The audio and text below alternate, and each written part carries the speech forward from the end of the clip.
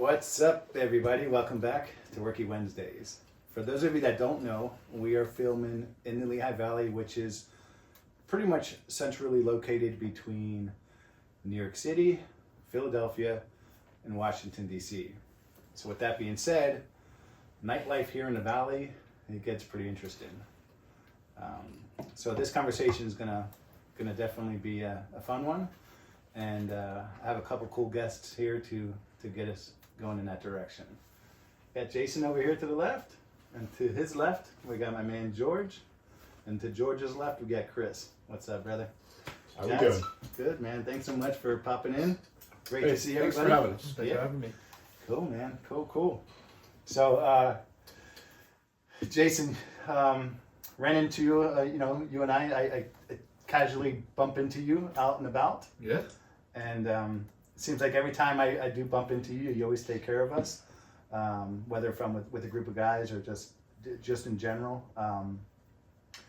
Bartending. So you've been doing some bartending. Service industry for 14 years. Mix of fine dining, nightclubs mostly I did, and then I would always get a bartending gig at a golf course during the summer because free golf is great. Yeah. So 14 years experience. I mean, I've done classically trained like cocktails, like old fashions, Manhattans, and then beer and shop places like private clubs like VFWs, and then just casual bars, cocktail lounges. So I've run the gambit on different types of venues, but I would have to say my favorite is nightclubs. Oh yeah. Without a doubt. So with a nightclub, you're there. What time does a bartender normally get there on a standard nighttime shift? For a true nightclub, call-in is usually around 8. Doors open at like 9 or 10, depending on the venue. Places that are restaurants that turn into a nightclub at night, you're usually there for like dinner shift. So you're there 3:30, 4 o'clock, and then after dinner rush, then you start transitioning and getting stuff prepped for nightlife. Yeah. You mentioned the drinks that you make. It was old fashions. Old fashioned. So I'm new to old fashions. Christmas Eve, my buddy was like, we went out. The family went out, and I saw my buddy out and about, and he goes, "Here, have one of these." And I said, "Okay." It was at Shelby. They make phenomenal. Amazing. Yeah. Absolutely amazing. So I was taken back. I was like, wow, this is really good. It's very smooth. Are you familiar with old fashions? Okay. Yep. So, knocked one out, and then I was like, yeah, I'll grab a second one.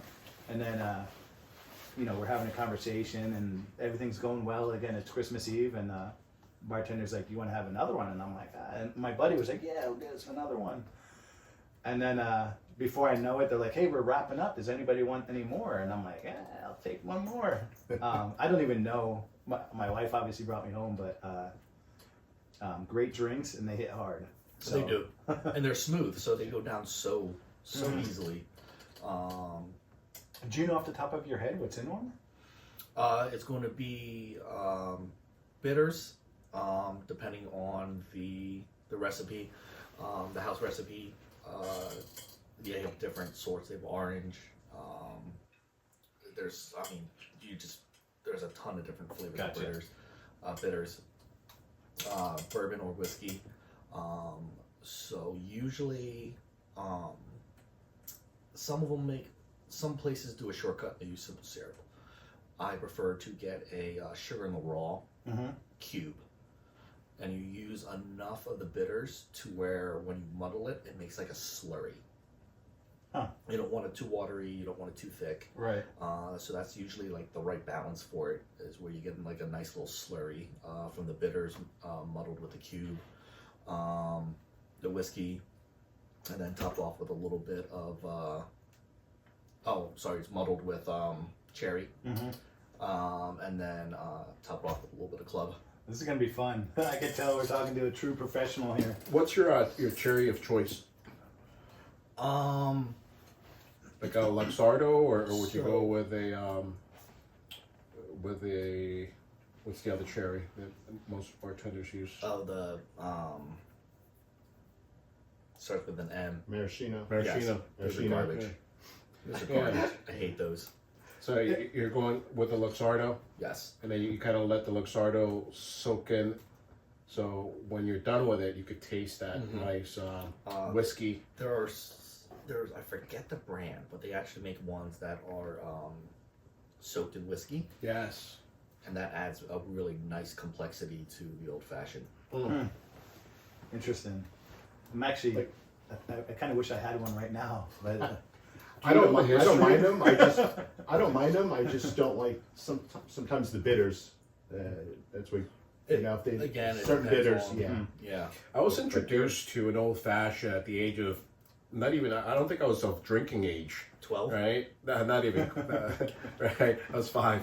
No, it was Chris's dad, Jeff, who many years ago at a wedding that we went to, or a venue that we went to, ordered one, and I didn't, say, oh, what's an old fashioned? I want one, and back then, obviously in my early 20s, I didn't appreciate an old fashioned. Sure. I do Not at now. all. So I was the same but- way. yeah, but the way that I saw it made was very similar to what you were describing, except for back then they grabbed an actual orange slice and muddled it in with it, which to me is not my favorite. Now the way you described it, it's a lot tastier. You take the orange peel Yes. and you Squeeze a twist the little bit of orange oil peel, and I guess rub it around the rim, So you twist it so a little bit of the oil gets inside the drink. and the smell of the orange oil almost changes not the consistency, but the The profile. of the Yeah. drink, making it so you take the same drink, forget the orange peel, yeah, and you have it doesn't taste the same. sure. The smell of it just makes it even more amazing. But Which is probably why people come back and continuously get them, because obviously there's a technique within making these. It's definitely an art. Yeah, It's I agree. yeah, like if you get an old fashioned from like a dive bar, Mm. yes, they have the ingredients for it, as opposed to going to the Shelby and getting one. right. Like it's definitely something that takes practice to make, and you Indeed. can tell the difference. Right. Indeed. Plus, I think the I alcohol, concur. you use as well. Like Jeff used to use Yes. Southern Comfort for his. You know what? That's right. That's why I Yes. didn't care for it much. Yes, he used Southern Comfort for his old fashioned. Right. I can't do Southern Comfort. No, I got drunk on it once I've when I had some was, wild 21. nights. Oh, 17. I didn't have my Right. first drink until 21. Wow. I was like a straight edge kid growing up. Like I didn't mess with drugs, alcohol. I just played sports. Didn't mess with anything. Did you grow up in this area? Where did you grow up? I grew up in Jim Thorpe. Oh, okay. Yeah. I was the extent of the racial diversity there. Yeah. My school had half a black person. She was mixed, so we didn't have a whole black kid. According to everybody, I automatically owned any Chinese restaurant or dry cleaner up there. Really? Yeah. Nice.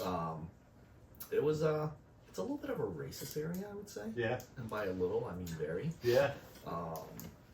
So Has it changed much? Like, did you have Yes. family up there? Still? my stepmom still lives up there. Okay. I see her a couple times a year, but it's definitely changed a lot because you're getting a lot of people from New York moving down to the Poconos area. Right.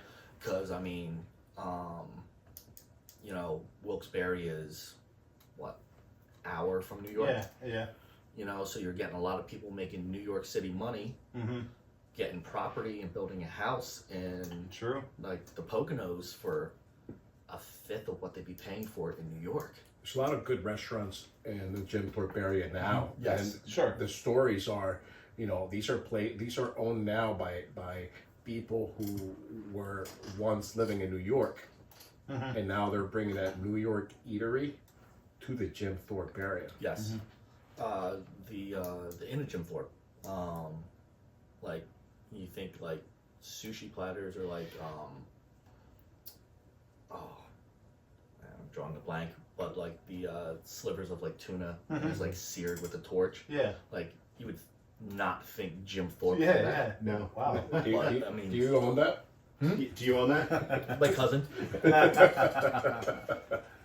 That's cool though. It's definitely we've all watched Jim Thorpe evolve over the years. Yeah.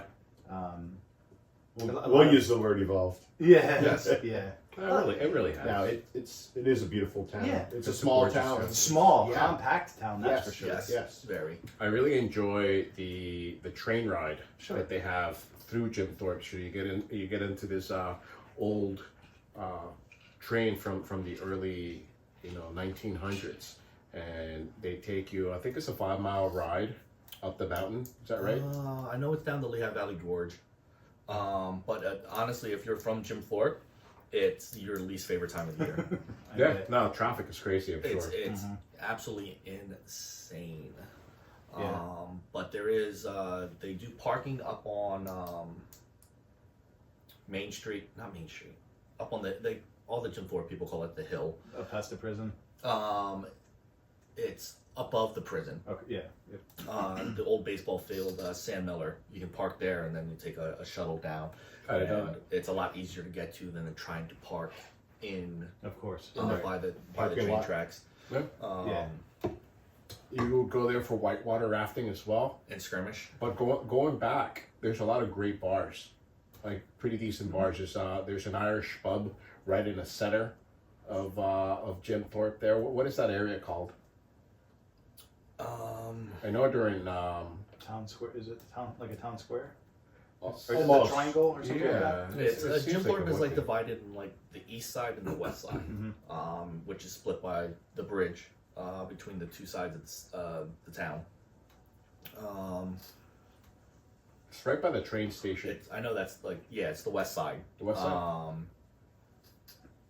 Dude, I lived there for 17 years and I don't even know what they call it, but it's the courthouse side, the side with the courthouse. Yes. Okay. Yep. But nevertheless, Actually, I think that what you're talking about is right next to the courthouse. I'm not Is sure. Is it Maggie's? Yes. Yes. Yeah. Yes. Yes. Well, Irish pub, and it's another thing Jim Oh, Thorpe Mama- is wait. known for is their St. Patrick's Day parade. Yes. Yeah. Yeah. Yes. Oh, okay. So I think it used to be Molly McGuire's pub. That's it. Man, I'm I sorry. think Yeah. it's Wires. something else now. When I go up there, I really don't do much drinking. I'm usually go up there to see my stepmom. So Yeah. It's like a tourist attraction now. Mhm. Oh, lot absolutely. A lot of happening things. People. Seems like there's weekly motorcycle trips going up back and forth. Hiking's very big. Whitewater rafting is very Yeah, big up absolutely. there. They have bike rentals that you Sure. should go mountain biking, and it's I think it's a 2 or 3 degree or downhill, Yeah. or what do you call it? Help me out here. degree Grade. decline. Decline. Thank you. And you could just pedal down the mountain, nice and easy. For I think you could do 10, 15, or 30 miles, and they drop you off at different points. Yeah. And then they have little restaurants in between the ways where you could stop and grab some. There's a lot of Italian eateries up Yeah. there and Irish eateries. We were up there. We do inner tubing, so you jump on a river Yeah, and yeah. do inner tubing. So that was something that we did recently. Yeah. Speaking of today, I was out in New Hope, which is another kind of New very Hope is similar a type beautiful of place. Yeah. And talk about great restaurants and Yeah. Irish great pubs. Yeah. great pubs. Yeah. Absolutely. I haven't been there in a long time. New Hope. New Hope. It was the first time I was there today in years, and I met a customer over there. So it was fun. Good place. It kind of reminds me of the vibe up there. It's small town USA kind of. Yeah. very, Yeah, yeah. like, cozy. Yeah. Yeah. Right They- on the river. Right on the Yep. river. Yeah. They Yeah. call Jim Thorpe the Switzerland of Pennsylvania. Is the word I think because of the way it like sits in the mountains and stuff, or inside the Lehigh Valley Gorge. Yeah. As Yeah. kids, we always went up to the waterfall up there. That's Glenn, Glen and Upper. Yep. did you ever jump off the trestle? Yes, sir. Not proud about it because I look at it now and it's just a stupid thing to do. But Oh, I would still do it. So would I. I don't think I would. Not at my age. I love sketchy Screw shit. that. I Yeah. love sketchy You almost have to jump in a certain area. When you're looking down, you can kind of see like the rock in the water, and it's like, all right, I need to stay clear of this area. Just kind of jump over this area. But every year, unfortunately, something bad happens up there, And they close it off. and they close it off. Yeah. Speaking of sketchy shit, you've had a lot of clients throughout your life as a bartender, Oh, right? And you get So people many. coming in from all over the United States. Chris, try to bring your thing up. Just try. Yeah. So You twist it somewhere though. tell us a story of a I don't know, a sketchy story that you could recall of a night, and give us a little bit about that. Because as a bartender, you get to see a lot, more than what you need. So one of my favorite stories, the guy wasn't sketchy. He was definitely not all there. So I was the first bartending job ever. I was bartending at a bar connected to a hotel, Okay. and this guy comes in, off, like just you knew something was not right with him. So a guy walks into a bar. So he sits down and he orders food. I'm putting some music. Yeah. And just like talking to himself, but like having an argument with himself. So I'm like, Shit. oh, all right.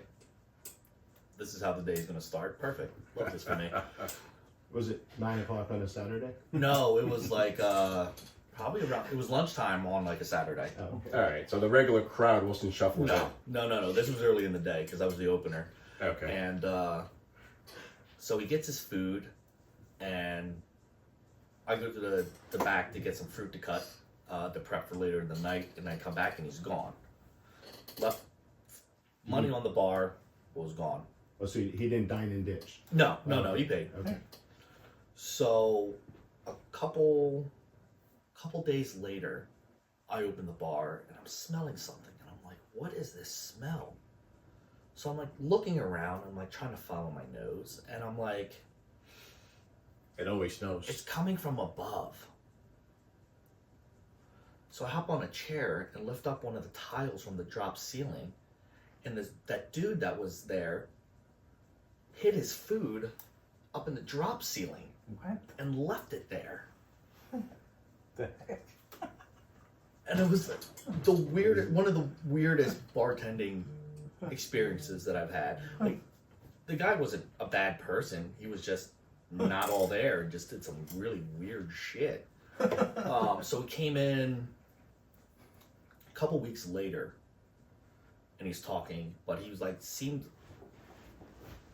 much like more there this time. So Like, was he talking to himself, arguing again, or No. just talking? no, talking normal. Like, I don't know if he got on medication, Okay. but he was talking. He was like, "Oh, like, I'm a mental health patient, but they closed all the facilities in the area, so they Makes just, a little bit of sense. yeah." So like after he said it, I was like, "Oh, this makes so much sense." Mhm. So they closed the mental health facility that he was at, but gave him money to like have a place to live and to eat. Interesting. Our hotel is where he decided to be for Yeah. that week, and then came back another week. But he's like, yeah, like I hear voices and everything. I was like, I picked up on that a little bit. But like that second encounter with him was like night and day different. Like just And obviously, through your experience, you were able to determine that he just wasn't intoxicated. That something was really yeah, going like on. a dude was schizophrenic or Yeah, something yeah. because he was having a loud argument Yeah. with the Himself, other huh? voices. Interesting. So with about 20 years of experience, how has the bar industry or a nightlife evolved over the years? It's a great question. It's definitely changed for the better when it comes to nightlife. How so? There's more places. A lot of restaurants are now, when they open or when they're designing, they're like, hey, I want to take advantage of the nightlife. We want to design and set up this place that we can move the tables. We have a place for a DJ to set up. Like a good example is what's it now? 512 on Main in Bethlehem. It used to be the Steakhouse. What was it called?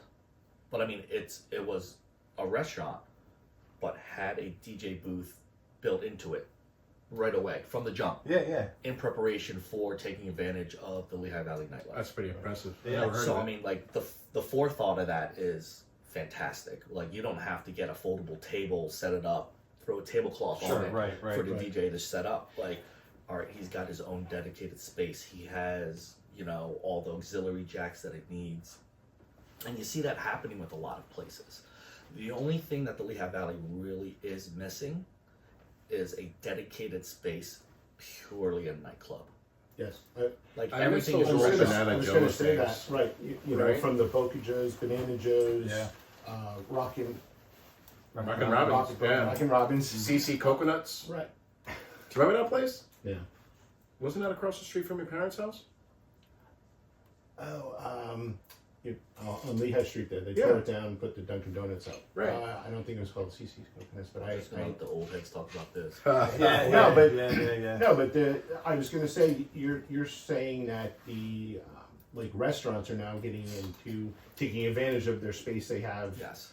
and using it for nightlife, where you know, sort of our younger days, Yeah. it was a we had multiple nightclubs. I mean, even Main Gate, and places like that. Yeah. It's gone literally in Allentown. Let's just say Allentown. It's gone from 3, 4, 5 establishments down to what one? Is there even one? Is Main Gate even a thing anymore? I don't think so. I They have think concerts some there every events once in a there, while. but I mean, it's not what it used to be when I was in my early 20s. Sure. Right. And to Chris's point, I mean, so in my mindset, I'm thinking the exact opposite of what you said, only because we grew up in the nightclub era. Right. Yeah.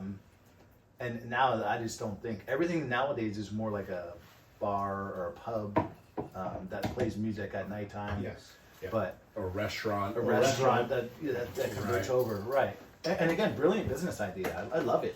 I mean, even look at the event center. Mm-hmm. Where we were Yeah. next door. That it had the nightlife. Do they even do that anymore? Do they still have a club? Nope. So No, they they do even something got rid of that. Yeah, they do something for like Halloween and New Year's. That is like. the What do you only think two. has changed?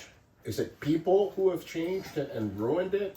Or is it just that there's I mean, not much I- of a need for it? Is it the music? It's a great I hate to question. use the evil C word, but I think COVID did put a kibosh on a lot of people going out like we used to.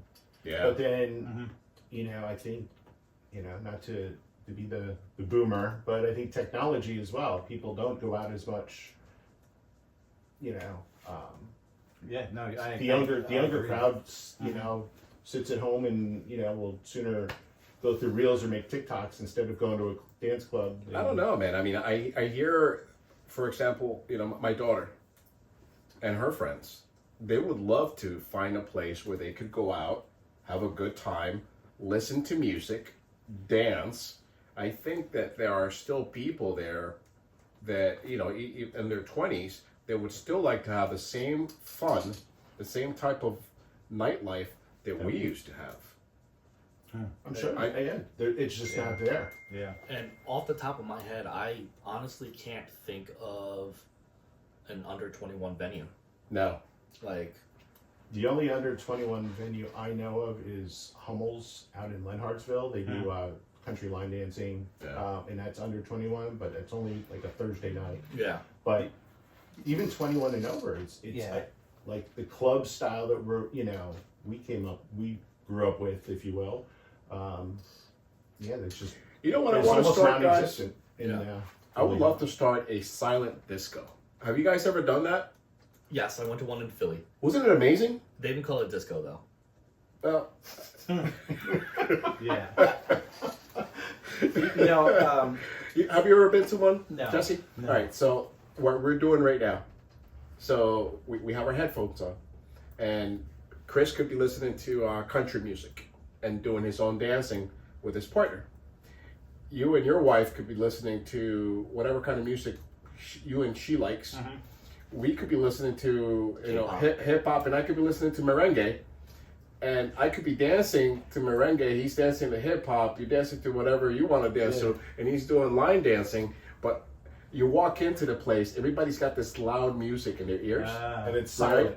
And you walk in without the Interesting. headphones, and it's completely It's a real silent. thing. But, Oh, it's a real thing. people are jamming out to whatever they want, and you're like, It's fun when you walk in there. You're thinking, "What the hell?" Because Yeah. everybody's having a really good time, Yeah. but it's that quiet. That's It's, funny. it's really weird when you take your headphones off and then you just watch the crowd because you can't I bet. hear anything. I Like, bet. you can hear like the bartenders talking in Yeah. the corner, but like other that like ambient noise, there's nothing. That is And it's so weird. insane. It's so weird. It's a so I mean, beautiful I've experience. seen it. I've never experienced it, so I have to ask. And this is more from a business aspect. Do you bring your own headphones, or do you have to supply the headphones? No, they supply. They supply the headphones. Each headphones has, I think, 4 different stations that you could choose from. So as you're listening to country, Jesse could say, "Hey, put on channel 4, Ben Jovi's on," right? And then he could say, "Hey, put in channel 1, Rage Against the Machine or Biggie is on," right? And I could say, "Hey, Chris Slava Cross is on." Mente," That's right? funny.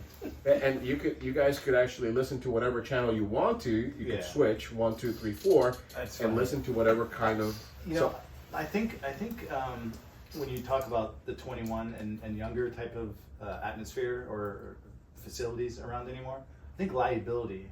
So it's a big Yeah. part of everything nowadays. Yes. Yeah. And that was such a big part back in our day with assaults happening and stabbings, shootings, killings, etc. So I imagine that's something that every establishment that you've worked at over the years, they probably really focus in because the lawsuits. Can you imagine the lawsuits that have piled up over the years? And I think because of that is a big reason why some of these nightlife clubs have disintegrated. Yeah, I can see that. I can see that too. I'll just have to say, just from our experience, it's the staff and who's in charge. I agree. I won't go deeper into that, but Yeah. I think we all know. We've. Yeah. You have to have a But good crew yeah, you do. I and agree. and on the some- same page. Yes. On the That's same the- page. on the same page. Yeah. It's so key. There was a guy that we worked with by the name of Eric. Everybody remembers Eric, right? And Yeah. his well, I don't know if it was Eric or if it was you, but you guys would always say, you're only as strong as your weakest link, right? And I have never worked with so many great professionals as I did when we were growing up, working at Banana Well, Joe's. that was the owner was my friend. Like he was a nice guy, and I liked him. And I did not ever want anything to happen to him or his business. You cared. So it was Right. liability. That was really the focal point of everything. Right. And But when Eric wasn't there, we had degradation of services. Sure, always. of course, But, of course. Not Yeah. saying that Eric was, but yeah, so that I think that you're right with liability, but if you have the right people in place, Yeah. Agreed. you can prevent that. Jason, do you find yourself cutting people off a lot? Like, is that part of what you do often? Like, all right, you're Yes. done. Yeah, do you? Oh my God, yeah. And with the economy not being the best, Mm-hmm. you see a lot more pre-gaming. Mm-hmm. You see a lot of people going out for cigarette breaks, but they're coming in so Wow. much drunker Interesting. than when they left, and it's like, all right, well, I need to get someone from security next time this guy walks out. Keep an eye on him and see if he's drinking in the parking lot. Because if that's the case, he's not allowed back in. So I have a question for you concerning, cutting people off and everything. And you said, with the economy the way it is, do you see bartenders letting more people slide with that and give them more because maybe they'll get a bigger tip at the end of the night? Whereas the thought process is, oh, if you cut somebody off, they might give you a bad tip. So it depends on your crew. I mean, I saw that happen a lot of times, even like pre-COVID. Okay. There's one bartender that all they cared about was the money. That's all they cared about.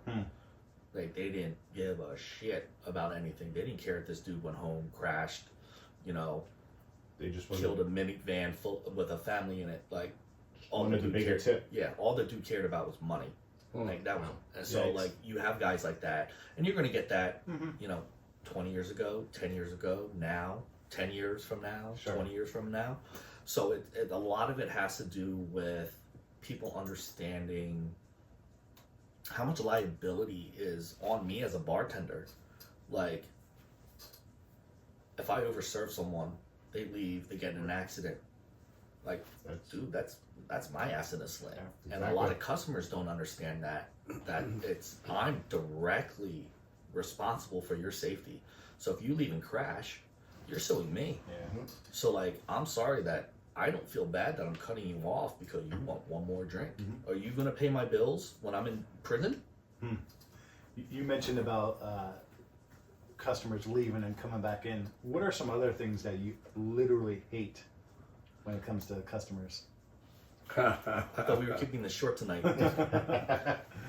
One of my favorites is light on the ice. I mean, I'm sure there are people with sensitive teeth that can't have their drinks too cold. But most of the time, they're like, oh, don't put so much ice in it. It's like they want more alcohol. It's like, well, no, it's a cocktail. Like it's, 1 1/4 ounce of alcohol, 2 ounces of mixer. With or without ice, With or that's all without you're ice, getting. that's what you're getting, dude. And then they're like, oh, you didn't hook me up. I'm like, yeah, I hooked you up. I did exactly what you asked me to do. I didn't put much ice in it. Well, can you fill the glass up? Yeah. You're going to get a whole lot of cranberry juice, bro. And be like, oh, I can't taste the alcohol. I was like, well, it's a mixed drink. You're not supposed to taste the alcohol. This isn't a house party where you're mixing the drink for yourself with you and the That's good boys. advice. That is, yeah. Yeah. Definitely. I never thought of that. If you I had want the same. Yeah. if you want to taste the alcohol, do a shot like an adult. Like that's So- you're so- not supposed to taste the alcohol in Yeah. a well-made cocktail. With that That's the being point. said, Wow. what are some of the worst and the best drinks to make, in your opinion? Wow. So, and this is all, kind of based on situation. Like if I'm in a nightclub, like you remember Vision Bar, our max capacity for the nightclub was what, 2,800 people? Sure. And there were nights where we had 3,300 through the door. Like, and most of those were like people saw how busy it was, and they'd be like, "Yeah, I'm out."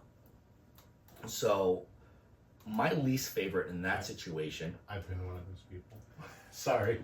Yeah. You see the Those are line good at the places, bar and you're yeah. just like, you know what? Yeah. I don't want to, Yeah, I'll eat that Yeah. $40 and cover, Sure. like just because I know I'm not getting to the bar. because they know you can go up to the casino and get a drink a lot quicker. You remember? Unfortunately. You remember our second New Year's Eve? What was our cover count? 4,400 people. Insane. And our max capacity was 28. Like that is absolutely mind blowing, especially for the Lehigh Valley to have that Yeah. much covers through the door. Yeah. Like, Which is why I'm surprised that it's not even a nightclub anymore. But please Well, continue. I'll get into that a little bit later. Yeah, yeah. My theory on that. So my least favorite was when we're rocking out, full out, a group of women coming in, 2 Cosmos, 3 lemon drop martinis, an espresso martini, and a Malibu Bay Breeze. Like, okay, like each one of those drinks I have to mix, I have to shake, I've got to chill the glass. Like, Only for them to do this 5 minutes later. Yeah. As soon as you give it to them. and then I'm generalizing, but I've bartended for long enough that I can make the statement: vast majority of the time, women when they go out with their friends do not buy rounds. If we go out, so I'll they're buy each- the. They're each Yeah. paying for their own one. And it's like, So it was like 7 Interesting. martinis and a Malibu Bay Breeze, and then they're like, "Oh, I'm paying for this one. Oh, no. I'm paying for this one." Nope. You're paying for all of them, and then next figure it time, out. like I'm 9 deep at this bar right now. We're not doing this. That has to be frustrating. It That is. got to be frustrating. So it's kind of like Never thought of that. you don't want to be a complete dick, but you kind of want to make it a learning experience for them. Be like, hey, look, like when it's this busy, try and order something that I can bang out real quick, because you'll get your drinks faster, everyone else will get their drinks faster, and then if you pay for it all together, like, and you tip well, I'm gonna look for you. You I know, mean, some of them that are really hot, I was gonna look for them anyway. Yeah. If you tip well, I'm definitely keeping an eye out for you. That's great advice. Yeah. that is But, great advice. So It is. when, And you know when what? I think you should tip well anyhow, right? When Oh, you get yeah. a good bartender who does a really good drink, But- and even if the drink sucks and the bartender has a great personality, Right. right? Yeah. Let's keep the world going around. Yeah. But from a statistical standpoint, how many customers actually tip well? Oh, Caveat, what do you consider tip well? Like 15, 20%? I would say 20%. Okay, 20%. In a nighttime in facility. a nightclub, Yeah. when it's busy, I would say 60%, Okay, 60, okay. 75%. that's nice. Because a lot of the people that you're drawing to that venue are people that are familiar with the nightclub industry, and they know that when you're that busy, Mhm. I need to tip this bartender well so he remembers me. Yeah. Yeah, that's Or important. if I'm sitting 5 deep and I wave and I make eye contact with him, I know, because I tipped him a $50 bill for 3 drinks last time. He's gonna look for me.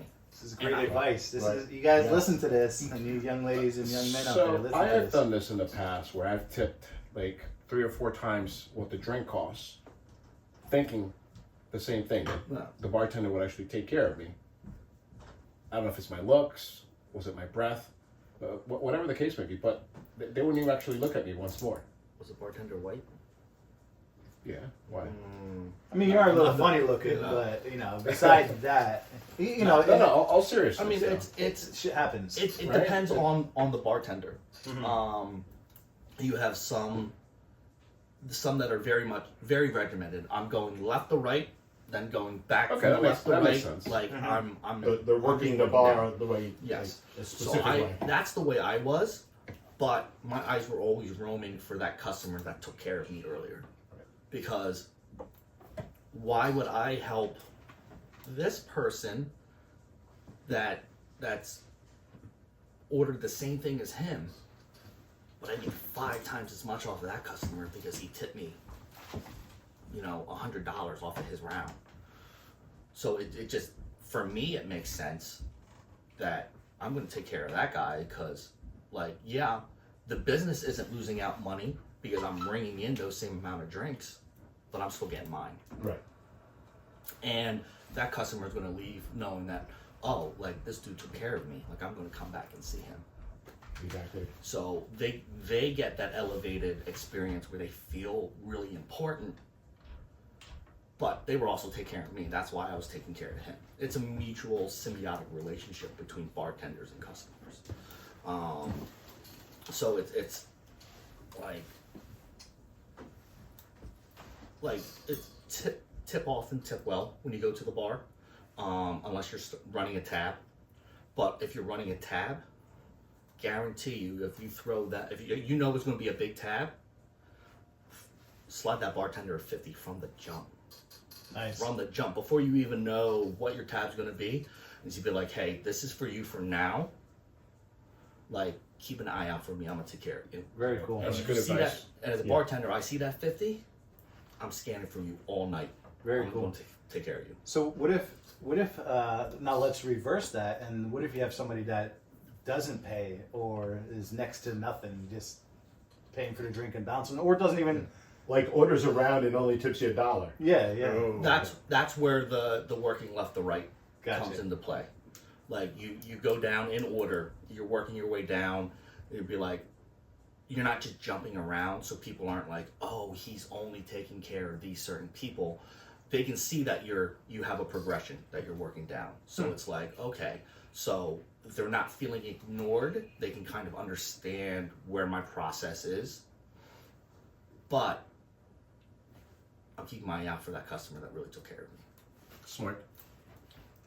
A lot of it is optics. Yeah. I've seen So that a much bunch. of it is I've optics. seen that more often than not, though. That I don't want to say it's guys or girls, but usually, guy goes up and buys 3 or 4 beers and tips $1. It's like, okay, I know. I mean, that was great in 1950. Exactly. And it's like, come on, dude. Be better. Yeah. Do better. Yeah. But I mean, excuse me, I try not to judge. Like, maybe, they just lost their job, but they needed this night out. That's all they could afford. It happens. You know what? That's fine. You didn't completely stiff me and leave me nothing. You know what? I'm gonna still smile. I'm gonna still take that tip. I'm gonna still say thank you, and then I'm gonna move on. Sure. But $1's $1. Yeah. What if it still spends? Yeah. have you ever had somebody that just billed, just bounced and didn't even pay on their bill at so all? many It times. happens. Is Oh, that wow. something that happens often? Yes. A What's lot the of protocol for something like that?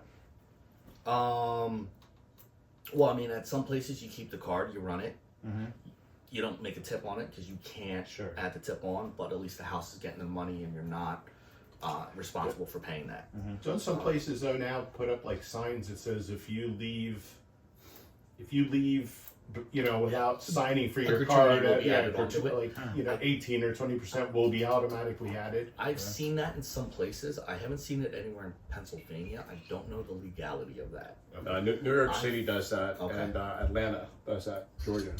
Oh, Georgia, fun place. Let me tell I was you. gonna say I think Nashville does that as well. Okay. Yeah, and Florida. I've seen that, and they tell you, like, some people come up to you in advance and say, "Hey, just so you know, there's already an 18% gratuity added onto your bill." Right. I had that at a restaurant just recently in my visit to Vero Beach, and which is nice. I was at a place in New York City, and I kept giving the bartender tips. And I realized at the end of the day, when I looked at my receipts or the next day, that even though I was giving them a tip, they were already charging me 18%. I was like, oh, damn, why wouldn't they disclose that? Sure. Right? And I didn't even know that was a thing. If they don't leave a card and they just are essentially paying by cash and they bounce, does a bartender have to cover that? Slippery slope. I believe it's federally legal to force a service industry person to pay for a dining day. Okay. But there are establishments that I've worked at that are like, well, if you're not going to pay this, don't come into your shift tomorrow. Huh. So it's kind of like, well, Interesting. if I still want to have a job, Yeah. I guess I got to eat this. Now, Wow. yeah, I saw, and I've heard of that. I've heard of them, of staff having to pick that up. And that's That's like gotta be from a tough. business aspect, I could see, because you don't know, Oh, it could be. it's shady. It could be, scene, yeah. exactly. It could be, right. hey Jesse, come on, I'll take care of you. Bring the family in, Uh-huh. and then, hey boss, they just left. Yeah. Sure. They didn't pay, But then it could be legitimate. You don't know them, and they, So it is it's definitely a dual-edged sword because in a way I don't think that's fair, but yet I do see the other side from the business side and the other side of that they could be doing it nefarious. Yeah. Yes. Yeah, I'm sure too many people took advantage of it at Yeah. some Oh, point. yeah, 100%. Yeah. We've seen it all Right. over the years. Jason, I'm curious to see what your thoughts are on the new bill that passed that no taxation on tips or overtime. Is that something that's going to affect you drastically, or is it just kind of slow roll it? I think for the majority of service industry people, it's not going to affect. Okay. Because, I mean, in 14 years, I can't tell you the number of, I could probably count like on one hand the amount of people that claim their cash tips. Gotcha. Yeah. So on the mortgage I side, I've seen it where there was a young lady buying a house, and because most of the money that she made was tips, she claimed a lot of those tips because that's what she needed to be able to qualify. So there was a 2-year history of her making tips at the casino. After that, though, Yeah, no, I get it. But nevertheless, yeah. Right. So the only thing that really gets taxed is your credit card tips. because you have to claim that because there's a paper trail for that. Right. You know, that's documented on Makes sense. your closeout slip. Oh, you had, $300 in tips. You got to claim a certain amount. So yeah, I don't think the lack of taxing on tips is going to make that much of a difference due to the fact that I would say majority of servers aren't claiming their cash. Interesting because they really make a big point on it from a political standpoint. It was like a big topic, but so that's interesting that you say that. Huh? But We'll see. on the flip side for the government, though, take it as a whole that we're no longer taxing these credit card tips. Like, where are they going to make up this money on this tax money coming into the government? Mm-hmm. Like, where are they going to pick up the slack? Yeah. That's a whole other podcast. I think they'll find a way. Let's not go down that route. We did that once, and it was a long time. But to circle back to your one point about the clubs in the Lehigh Valley and how there's really like no dedicated place to it. I think the issue with the Lehigh Valley is if you're strictly a nightclub, you're only going to be open what? Nighttime. Thursday, Friday, Saturday. Yeah. You're not going to get a big crowd Sunday through Wednesday. So you're eliminating most of the week. And then for the Lehigh Valley, it's not a destination location. Sure. It's yes, it's a city, but it's a class 1 city. It's a smaller city. It's not like Philadelphia and New York, where there's so many places to go to that you can rotate different places for a month and not double up once. Yeah, Lehigh Valley. you don't have people from Philly and New York coming out and Yeah. to go to clubs. It's vice versa. Yes. Well said. Yes. So you're relying on such a regular crowd. So, and then eventually, they're going to get tired of your place. The next place is going to open. So Lehigh Valley, I feel like you really only have a solid 3 years to be a nightclub before you get replaced. It makes sense. So the place that we worked at, we started seeing a major decline around year 3 into 4. And they didn't want to make any changes. Well, I think that's the key thing, though. So, unfortunately, go back to the Dan and Joe's, where, once again, the staff was always coming up with different ways to engage the customers, different ways to bring them in. You said there was that, Wednesday, Thursday, Friday, Saturday type crowd. Banana Joe's used to do the Tuesday bike night, and that ended up, towards the end. I mean, it was huge. Yeah. You'd have a lot of bikes there, and Seasonal, but yes. it is seasonal. Yes, you're right. But once again, I think it depends on your staff and their creativity on bringing stuff in. 100%. I couldn't agree more. And to your point, like I agree with you that you have to constantly evolve. I think Yes. doing being in the nightlife industry, you have to evolve probably more so like every quarter. You have to come up with something new and catchy. Well, one idea that I had brought up to the owners of the place that we all worked at was get LED light boxes for girls to dance on.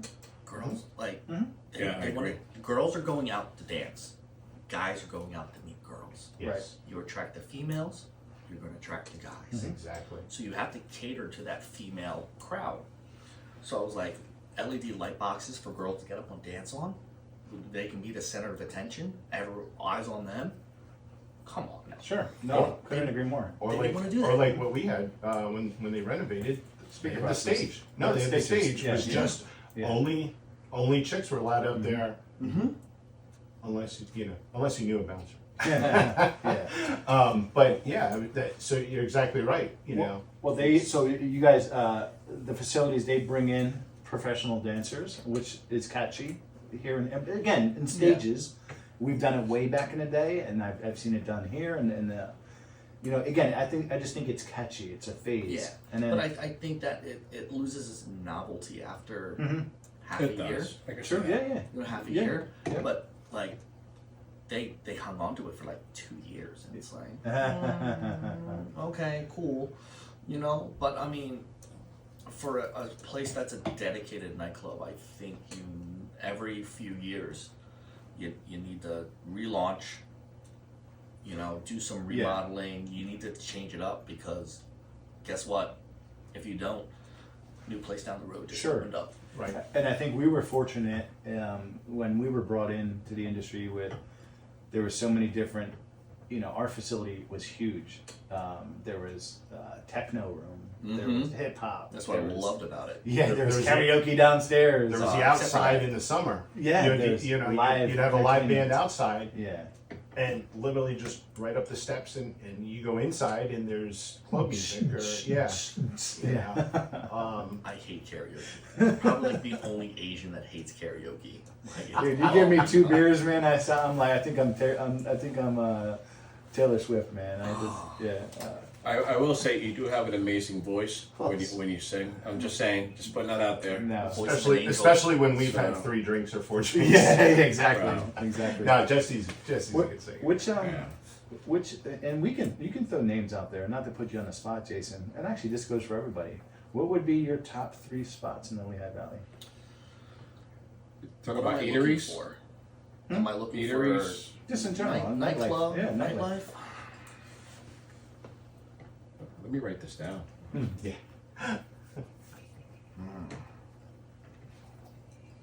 See, and then I'm going to say this is an issue right here because, we all, like I said, unfortunately, I hate to say it back in the day, but we could be like, bam, bam, bam. Yeah. Yeah. He's, nothing that's nothing jumping out against, at me. I'm Yeah. not saying, but Yeah. he's in the industry and he's Yeah. sitting here having a tough time to figure out, like, True. There's really nothing that jumps out at me yeah. that really separates from the other restaurants that Yeah. makes the dance floor. My kids are all in their, mid-20s, and they all go out to Bethlehem and get crazy out there. So, anywhere specific. I couldn't even tell you, man. It's like I don't know the names. These names, I don't know them. Is it 512 on Main? 512, I think, is a big one. Main. Yeah, I like that just I've because never heard of it. I like Neither have I. EDM. I Mhm. like house music. The DJs there are always playing EDM Cool. house music. So I enjoy going there. I have a couple of buddies that are DJs that are really into EDM house music. So like if I'm off, I'm going to see them because I know I'm gonna love their sets. Yeah. We got to go there together one day. Introduce us to. I've never been. No. Yeah, I don't even know what EDM is. Electronic dance music. I knew that. Yeah, I love EDM. My favorite is when girls come up to DJ, one of my DJ buddies, and be like, I can't dance to this. Really? You can't dance to electronic dance music? That's funny. Like, Wave your body. yeah. Like, I mean, all you gotta do is fist bump. That's all you gotta do with EDM. Something that we all can relate to, Jason. Violence in a night establishment. Sometimes it would be the highlight of my night. Watching you guys work someone up. I'd be like, choke him out! Choke him out! Oh, got him in the guillotine, yeah! I mean, you're gonna have it Yeah. regardless. I mean, you could have like top tier customers, super like classy businessmen. But you know what? When that alcohol starts flowing, Yeah. you get those beer muscles, you get a little irritable, you don't know when to shut your mouth, and then, personalities clash, you're always going to have some sort of confrontation. It doesn't matter the crowd. It might be elevated more with like a younger college crowd because they're all young, Testosterone. yeah. And like this girl that I was talking to was kissing my buddy. Like, no, I was talking to her first. Like it's going to happen. Yeah. There's a lot of things you can do to mitigate the situation, Sure. or what the likelihood it'll happen. But you're always going to have it. I mean, it goes hand in hand with the industry. Yeah. I gotta. Do you remember the one time? This was like 30 years ago. It was at least 20 years ago. It was Adam Mattia when he was just before he became a professional MMA fighter, and he had gotten into he was up at Anna Joe's, he got a little bit drunk, and I've never seen anyone so respectful, right? Because even though he got drunk, and he would have taken a lot of us out. I think you took him out, but then he ended up apologizing for the way that he was acting. Mm-hmm. Do you remember that? I remember the respect that I got over for the guy after he came back and apologized, and then after that, he became a lot more cognizant of what he was doing, and made sure that he almost had our back, right? Yeah. He just wanted to make sure that nobody We did, really. but we brought him on a little while later. Did we? Oh, I geez. just want to say, But what a guy. if a guy comes into my bar and is causing a problem, and I see cauliflower ear, I'm Yeah. gonna let him do whatever. Yeah. Have at it. Well said. Well Have said. at it. Yeah. Would you like to break the chair over my head? Sure. Go ahead, sir. Here, Have a nice break evening. this bottle. Yeah. You know, my first night at your facility, got in a major brawl. It was I was actually being introduced to the head manager, the GM at that time, and it happened right there as he and I were talking for the first time. He loved it. It had to happen. Yeah. So, but I was always a person that really just wanted to talk things down. You know, I've seen a lot of blood in my A day. diffuser.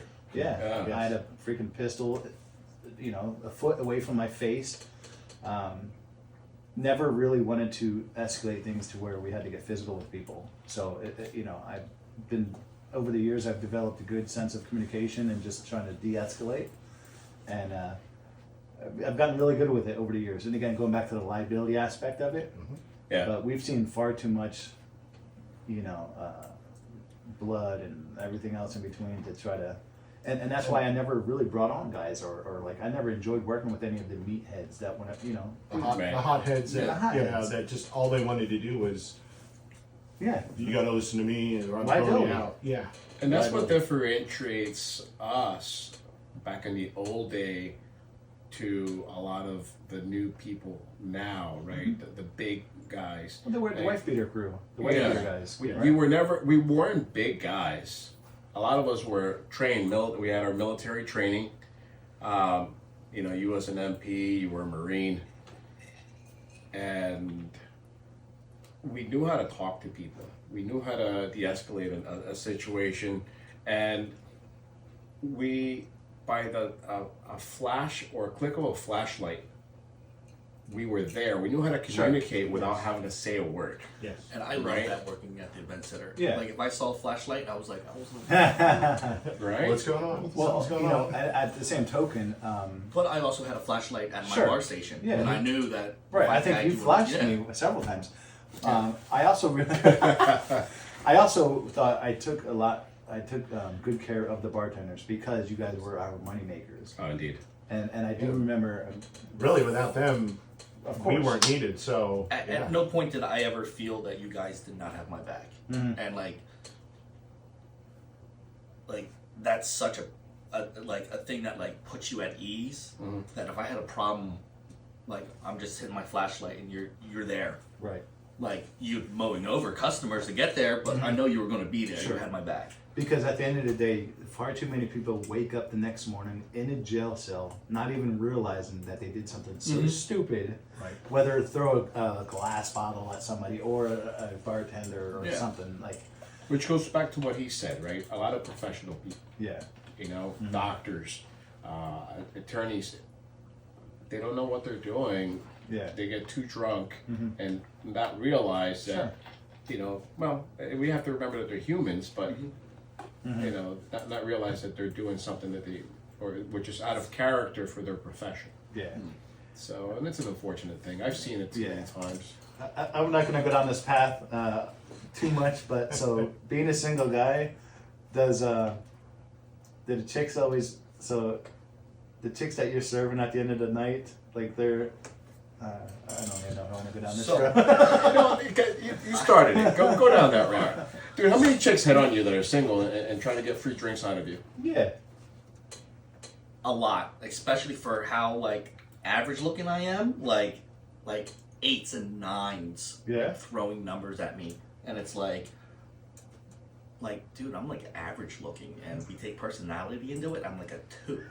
So, Oh man.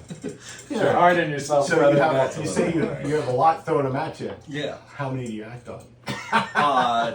So when I was single, Wait, you're not single anymore? most of them. When I was married and bartending, Ah. I'd put the phone number in my pocket, and then I'd go home and empty them into the trash can. Be like, hey, like, Right. this is what happened. Like, just full transparency with my ex-wife at the time. Which still didn't go over. She's like, why don't you just throw them away? Well, I wanted to show you that I wasn't hiding anything, but it was still a point of contention. So I should have just thrown them away right away and be like, nah, no one was interested in me. Like, I don't know. It has, it has to be Yeah. tough being in a relationship, Jason, being a bartender. It just has to be tough being in a relationship. So You it do was. have, you do have It to was. kind of Flirt a flirt a little little bit. bit. Yeah, you have to be flirty a little bit if you want 100%. that. You know. 100%. And it's like, well, like, where's that line? Like, where's that, like, and then her always thinks like, you can be nice without flirting. I was like, nah. I get more tips when I flirt though.